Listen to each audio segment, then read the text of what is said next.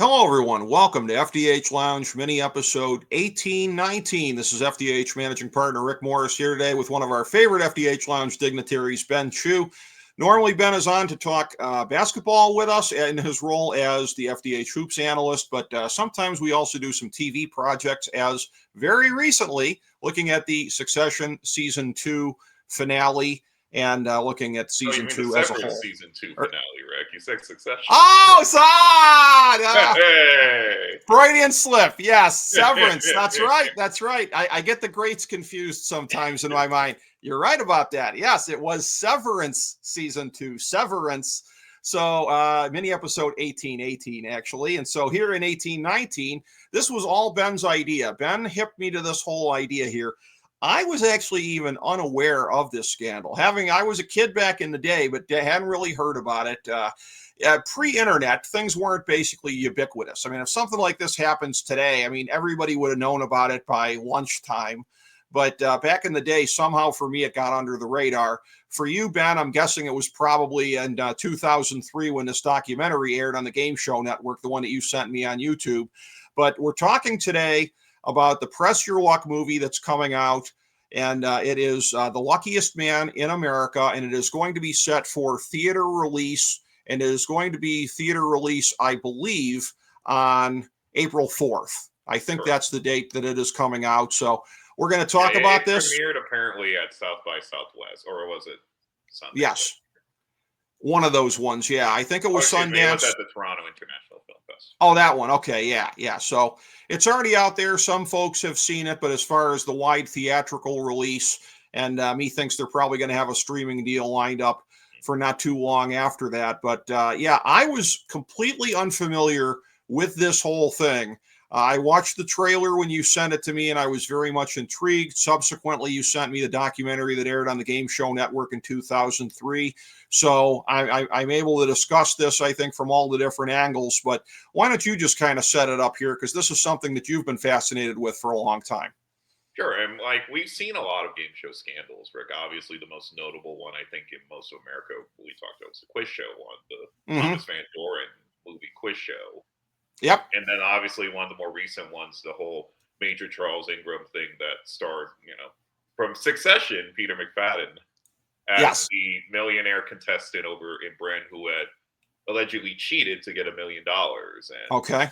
Those are the two most notable ones. This is one that's kind of flown under the radar. There was supposed to be, just some background on this too, there was supposed to be a movie made allegedly in 2004. That was greenlit. I had Bill Murray cast in the main role, but that just never came to fruition. And then I thought Nicolas Cage producing it too. Yeah, Nicolas Cage producing it. I initially thought this was dead. It was never going to be made after all this time. But then now we run into a scenario where you have Paul, one of the better, I would argue, character actors in today's world, Paul Hauser, essentially. And Walton Goggins is also in it too. We're going to see Macy Williams of Game of Thrones fame's also in it, and you're going to see it's a very interesting story. So just to rewind this all back in 1983, currently everyone knows Press Your Luck, the show on ABC now, hosted by Elizabeth Banks. Obviously, that was a reboot of the prior version in 1983 that was hosted by Peter Tamarkin. And at the time, we remember too, Rick, it was the 1980s. Game shows were everywhere on TV. Sure. Predominantly daytime, but yes. It was one of the more notable ones that came in. It was in the time like Card Sharks, $25,000 Pyramid. And Press Your Luck was one of the weirder shows in the fact that most of these other ones was more about your knowledge and what you knew.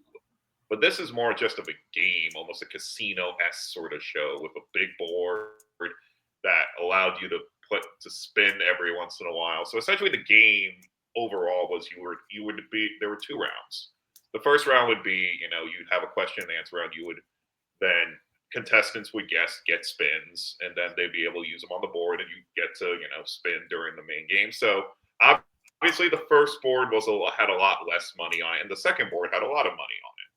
So ultimately, it was kind of the very first TV show, I thought, that really sort of mimicked that sort of casino aspect on TV. Because in most cases, let's be honest, you weren't winning a lot of money on game shows in the early 1980s. Like the max I think you could win at any period of time was like $28,000 maybe. If you Right. got lucky on $25,000 pyramid and won both games, you could get up to 35. But the major story here is that we had an unemployed ice cream truck driver from Ohio found a way to win over $100,000 on a single day of work on Press Your Luck. And the story is just really astounding about how he was able to figure out the patterns of the game board and how he kind of had the stones to just keep on going and win this insane amount of money, which was a record, honestly, up to 2004 Right. when he was still the single highest winner of a game show in one episode.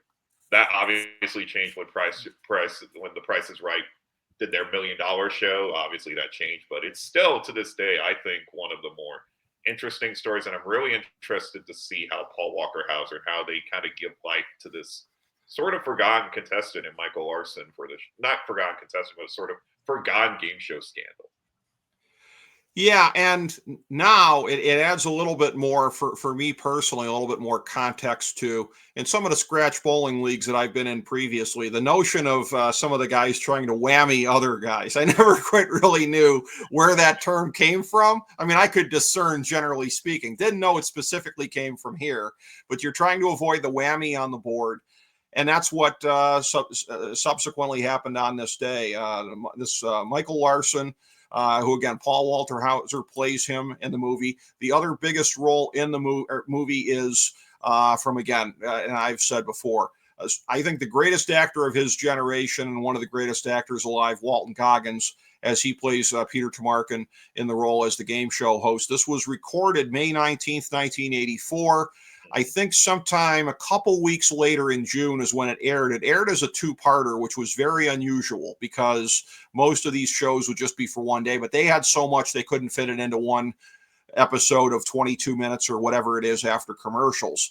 So you go through this here. Some of the other notable actors in the movie as well, Lily Kay and Johnny Knoxville and some of the other support roles here, and a really good cast for the movie. So it's very promising in that way. But you mentioned as far as the Vegas aspect of this thing, and and this is where, again, we don't ever really get too much into this before we get on the air. We like to kind of be spontaneous on this. So you didn't know that this was my thought pattern here, but I'm going to bring this up. So what would you liken this to out of Las Vegas in terms of something that what the guy did was, it wasn't illegal. You could even argue it wasn't necessarily unethical. It took a lot of skill to be able to do what he did. He wasn't cheating. What would that be similar to in Las Vegas? A thing that's not illegal, a thing that is a matter of skill, but in the case of Las Vegas, the casinos make it so you can't do it. Well, I think I know where you're going with this. I'm going to assume card counting is the big. Yes. The guy was basically a card counter. Yeah, I mean, that's the analogy I got right there. Yeah. And I mean, just in general, I wanted to also note this here. Press Your Luck was one of the very first shows that you saw contestants win big money consistently in cash and prizes. There were, before the Michael Larson episode aired, you'd routinely see someone walk home with 20 grand or 15 grand, which back then, as you can understand, was still a fair amount of money, but it's still absolutely shocking that we had a situation like this where a man won $110,000. Now it's over $300,000 if we include inflation, but it was a very distinctive show. It was a very 80s show. Yes. Where it was more about skill, and it was more about skill more than anything. And this was not a game show where you had to know everything. You just needed to have enough basic general knowledge to win spins and go on the big board. And I always like to liken this to very similar to I would say the closest analogy I can make is Ichiro's hitting streak, where just being such a technician and understanding it, because apparently the reason why that Michael Larson was able to figure this out was that he recorded episodes and just rewound and fast forward to figure out the patterns.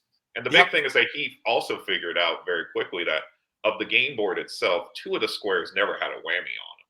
And he figured out that those were the squares you wanted to hit, and you would continue to keep playing the game because you had you had an unlimited amount of spins. If it kept having a spin, the game did not end until everyone ran out of spins. So Right. it Yeah, was that's true.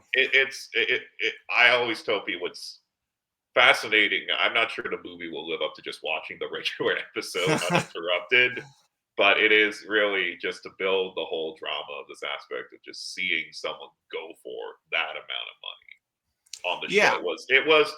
It wasn't rare to see big money go off on that show, but to see someone continuously keep going and win $110,000 was Yeah. insane.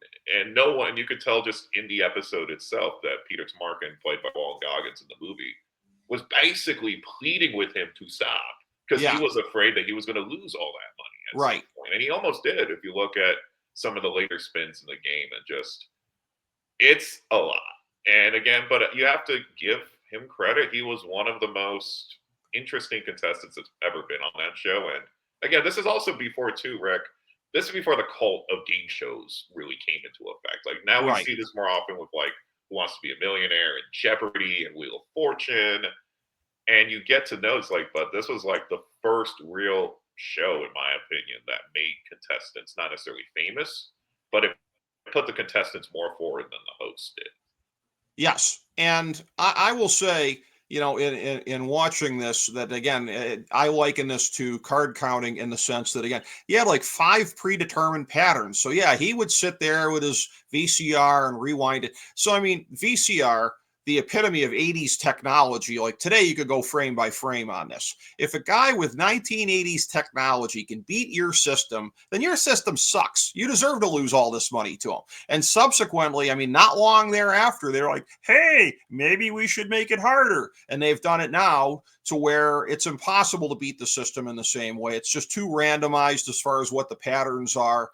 And again, the laziness went away the minute that they got exploited in that way. When you talk about that you're not sure that the movie's going to live up to the documentary, I mean, I'm looking at it like, again, we're going to be seeing some great performances here. But in terms of the story that they tell, is it going to be as good as the story from the documentary from the Game Show Network in 2003?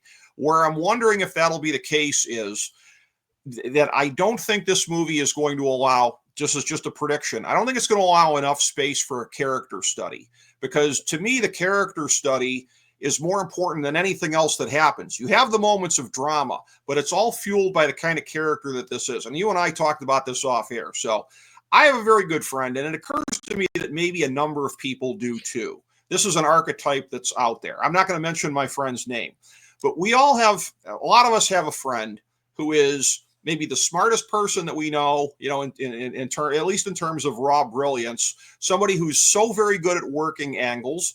And, sometimes, unfortunately, it will kind of bite them in the butt sometimes. So that's where, again, it adds the drama. And as you're watching this, like, is this going to be the moment where the hubris catches up to them? Because this type of archetype that so many of us know, the hubris sometimes does catch up to them.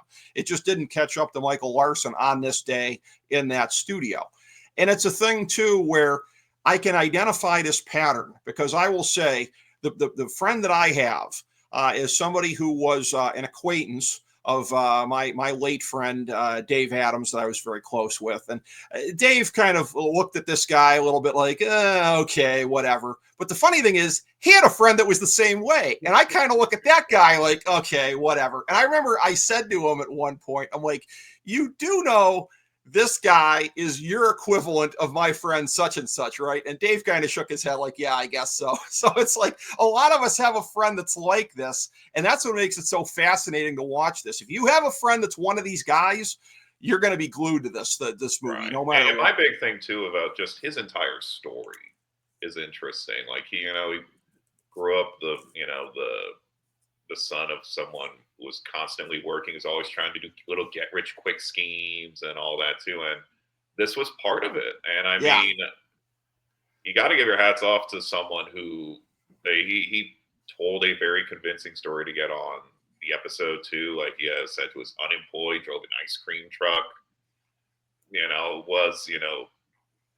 had to buy a shirt for 90 cents just to get on the show in a suit. And he portrayed himself, at least initially, as the likable contestant, the sort of, not necessarily dumb, but more just like he came off as like someone who's very enthusiastic, was excited to be there, and he just worked this entire angle of learning the patterns and just continuously spinning. And you can just, the biggest part I think of the episode to me is once he gets up to around about $60,000 or $70,000, and you can just see on his face that he's excited to keep going, but he's also starting to lose his edge just a little bit. Yep. Just with the amount of time if I remember correctly, he spanned the board 45 consecutive times without hitting a whammy up to that point. And it's just, you can tell like parts when he's getting near the end where you can tell like he's just like running out of mental gas because he has to put this amount of effort to watch the game board and focus on the patterns. Because one slip of the bun, Rick, he loses all that money. He can gain it back, obviously. Yep. But you just don't know at that point. And you also, the one thing that made Press Your Luck at that timeline a very unique show is that it put the contestants forward, but you could really start to see how people's emotions played with each other. It's a game against the big board that has all the money and cash and the whammies on it. But you're also playing against the minds of other people. And like you start to see very early on in some of the earlier episodes in the 80s is about who is someone who wants to take risks and who is someone who would prefer to have other people take the risks for them. And it's going to be interesting how they play him in the movie, but it seemed like he was very affable guy, very smart, but also at the same time too, he also had this sort of darker side that wasn't exactly, he wasn't about, he had the dark side. He just liked making money, and he has this sort of now legacy status now with the show. And like, and the thing too about the show itself is that the contestants, there were a lot of notable characters that came through that door. The talk show's Jenny Jones was on it for a couple of, she had a 3-game winning streak. Gemini from the Michael Horton, excuse me, from American Gladiators was on the show. Like, you had NFL guys on the show too. So that you had the opportunity to not necessarily become a star for Press Your Luck, but you had the opportunity to make a lot of money, but get yourself out to America in a way like that. And this is sort of a scandal that got put under the radar mainly because CBS kind of pushed it out of the way. The episode was the dual episodes were only aired once during the original run of the show, and it wasn't until I believe it was 2008 that the entire episode was aired on the Game Show Network even. Yeah. So it had been at least 25 years since anyone had seen the full show in its entirety. Well, and this really is an exception to the rule in life here. This is a case where, and I'm not going to fight you using the word scandal because that's what everybody refers to it as, but this is a case where history is written by the losers. Because if we're going to call this a scandal, like I said, he outsmarted people that were ripe to be outsmarted. They had a system that was there. There's nothing unethical about what he did with using, again, primitive 80s VCR technology to be able to outsmart this thing. Now, as they were showing in the 2003 documentary, which was not with primitive 80s technology, as they're going frame by frame, you could sometimes see him celebrating even a split second before it landed on what it was going to land on, because all he knew was it wasn't going to be a whammy. He knew that. And it's funny too from the documentary, and we'll see how much of this seeps through in the movie if they kind of play up this aspect, because you had the two other contestants on the show here. You had the one guy, I think, that was a pastor who had been the defending champion. Yes. And then the woman that was on there, and she said, well, I came on thinking I was going to be the big winner today. And just with like some of her comments she made in the documentary, I'm looking at this like, man, talk about somebody that's got main character syndrome. Like, she just seems so seethingly resentful that we're not here talking about her big score on that day. And I thought that was funny. And the thing too is like, I think, and at least for Janie Leitris, who was the other contestant on the episode, she did pretty much everything of what you would have done on the normal episode. Like, she had the highest amount of spins in round one, got the most money in round one, and then pretty much expected, like, she had also a high amount of spins in the final round, in the second round or the final round. Right. That she probably would have won the game. But that's what made the show so interesting, is that you could literally, there could be a scenario you could be down $6,000, $7,000, $8,000 to an opponent and make it back, or win essentially by passing a spin and hoping they whammied out. So that's what built the tension and the drama. And I like I said too, like there was at one point too, there was a computer version of this game, and they Hmm. put the Michael Larson board on, and I tried to beat the record overall, and I did, but it was once you got up to that, it's the biggest thing is when you got up to that 70, 80,000 limit, it's like your brain sort of, even though you know this is not, at least for the game that I played, you know this is not real money. Right. But all the pressure and all the energy you have to expound about focusing in on and doing the thing. And like I know too, like one of the producers of the show even notes it in the documentary. Like it looked like he had the like Michael Larson when he's looking at the game board, he's watching it very similar like a kid playing video games today. He's just hyper focused. Yeah. And it's just an incredible story too, because there's also too rumors post episode that there were other contestants who had also figured out the pattern. So there's a distinct scenario. It wouldn't have been him. Right. But also you have to consider, if you're the producers of the show at the time for CBS, is that someone maybe who was a little more mentally adept or almost mentally more focused and more zen-like almost, Yeah. he could have reeled off 200, 300, 400,000. Just to know too, it's like the game does not end until they decide to end it. So Right. if Michael Larson wanted to keep spinning, he could have kept spinning for all of time if he wanted to. Right. Yeah. And he pushed it again further than anybody thought he would have. And this Jamie Littris, the other contestant on there, it's one of those things where, again, and whatever the average amount of money was that you won at that time, whether it would have been 10,000, 25,000, whatever. I mean, sure, that would have been great for her. But I think the point that she was missing in 2003 is what would have happened for her if she won that would have mattered in her life as much as being there in this famous moment. You know, you're not getting called back to the game show network in 2003 if you're the winner for like 2 freaking days on a game show, right? You're there because you were an eyewitness to history. You were there, so it's like it's easy for me to say that in 1984 money, which would have that 10 or 25,000 would have gone a lot further, whatever she would have won. But it's a thing where, you know, come on, what would you have gotten out of that basically adds up to you were the person next to and you were part of the story of one of the greatest game shows, you know, tales of all time. Yeah. And I mean, the thing too is like, the one good thing I feel like this will bring people in is that this is one of the most interesting stories by one of the most interesting contestants in game show history about someone Yep. who beat the odds to win this bundle of cash and the show became very, you know, it had its own level of fame. I don't know if it was the highest rated game show at the time, but it was up there. It was part of CBS's big network push for over 5 years. And to have a scenario where someone in a single day wins over 100 grand and creates this whole thing and causes the game to be changed forever.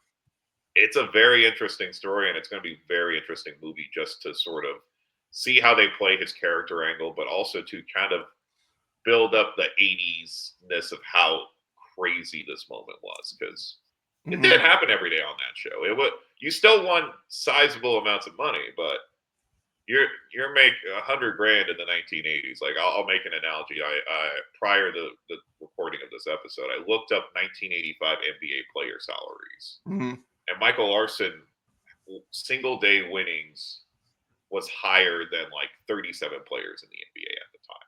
Wow. Okay. They were routinely making 70, 80 grand. Yeah. That's incredible.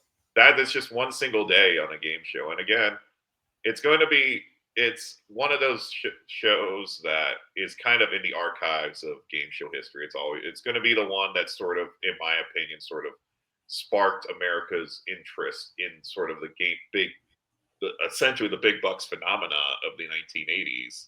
And the big thing there too of like, we've seen it now where you can now go on a game show and make life-changing money and make a career for it. We've seen it. This is like, in my opinion, Press Your Luck as a game show in terms of the history of game shows. This was a real first boom or bust show that put the contestant's personality forward more than anything else. And what we've now seen in a lot of these shows, like Who Wants to Be a Millionaire, $125,000 peer, like Who Wants to Be a Millionaire, Jeopardy, and Wheel of Fortune, where you have these notable contestants who win a lot of money who become part of the lexicon of our society. Right. And this was like the infancy of game show contestants becoming famous, essentially. That's true. And part of it is, and you talked about this before, as far as the ability to stay under cool under pressure with this, and somebody else might have been able to go further with it. Although then that's the whole dichotomy of it. The kind of person that could stay cool enough under pressure to go further with it probably wouldn't have had the kind of brain to figure it out in the first place. But because this archetype, which I know well, it's a thing where there's a little bit that's just under the surface of like, they're smarter than you and they know it, and they're not always going to be overt about it, but they will let you know it. And that's what was seeping through when I watched the documentary. I'm sure Paul Walker Hauser is going to be chewing the scenery with this one here. Those moments with the S-eating grin here of like, I'm beating the system and there ain't nothing you can do about it. I mean, that's inherent to the type of archetype that can beat the system and do something like this, is that they're going to kind of peacock about it a bit, more than a bit, really. And you can see later on in the episode, once he gets up to 60s, 70s, he's turning to the crowd, he's cheering, you're hearing like you're seeing like the reactions of Jamie being absolutely frustrated and screaming, and then Ed's just there already just in absolute shock that he's still going. Because again, at the time, you would routinely win like 15, 20K on that show. It was no big deal. But when you're getting to $170, $80, $90,000, everyone, I think, was shocked. It's still one of, in my opinion, one of the most fun TV episodes of all time to just watch in real time, because it has everything. It has the drama, it has the pressure, and you have like the fear of, if he screws up just once, he's going to lose all that money. Yep. And I don't think a lot of game shows outside, I would say Who Wants to Be a Millionaire is the only other one I could think of that built that drama inherently into the show. Yeah. And true. it may, and again too, the show existed well onwards later on. This was in, I believe I'm correct, season 2 of the show. Like it still had 5, 7, 6 years, and they had a long shelf life on the USA Network and then the Game Show Network, and now Buzzer today. So it's just it's really interesting that the movie is finally going to get made. It's going to be really interesting how we cast it, essentially, and how, we kind of jet back to the 1980s in real time and just see how the character is, because it's a very memorable show and it's a very interesting scenario, because in most game shows you don't really see, unless like you would say a show like Jeopardy, where you just have an incredibly smart person like Ken Jennings or Brad Holzhauer James Holzhauer, who just knows so much and understands so much that their runs are different. But this is just the first time, and again, it goes back to the whole casino aspect that we discussed earlier in this episode, of just going for it and continuously being focused on trying to win. And that's what just makes this story crazy. And again, there's always the postscript of this too, that Michael Larson, did not become that famous from this entire scenario. He got his money, he lost a percentage of it in a real estate scam, and then lost the other bit of money after it was stolen from his house when he was trying to do another scam. So it's kind of a scammer. It's sort of an intelligent scammer story. But we talk about this now all the time, especially with like sports betting and all these sort of scenarios where you have these people who think they're smarter than everybody else and want to prove it. Like we're seeing all this stuff now, Rick, in the TikTok generation of people showing off their winnings and showing off how much money they could win in a single day. I mean, this all dates back to Michael Larson on this day, that he was the person to break the system and win $110,000. Allegedly, he even says on the episode later on that he only wanted to win 20 to start so he could win even more on the next day. But it's just he's a very interesting human being, and I feel like now that this is going to push him back out there, because I felt like too, it's like this scandal, this was more of a CBS scandal, and it was pushed away in the moment. But now it's going to come out again, and I think it's going to be really interesting to see how just America receives this movie, and just how the world receives this movie, because it's an incredible story, and it's going to be a very interesting sort of little flashback, because everything old is new again, and now we have this generation of press your luck with a bonus prize board where you can win up to $1 million. So it's just part of the whole thing, and the story has so many twists and turns, and it's going to be really interesting how Paul Walker Hauser plays it, how Walton Goggins plays Peter Tomarken, and how all these other character actors are going to essentially try and build 1980 CBS up again. Yeah, I would agree with that. To see how they're going to try that, it's going to be thrilling to watch them make that effort.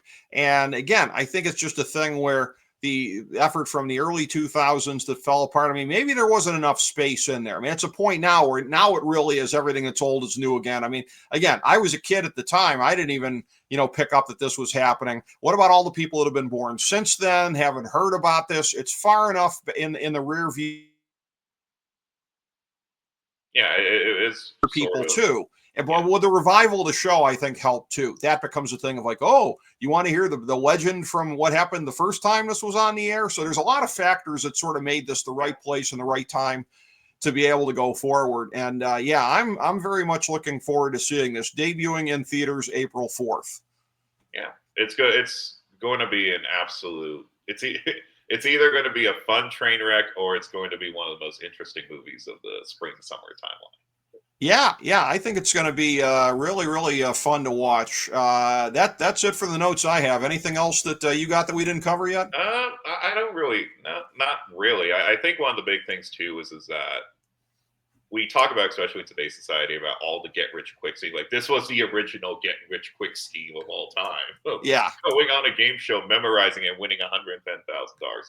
And again, to this day, the show still exists. I'm happy that it's back. It's still one of the most exciting game shows to watch on television these days. So, but it's good to see this story get brought up again because that had been a long time since this was really in the forefront of the pop culture society.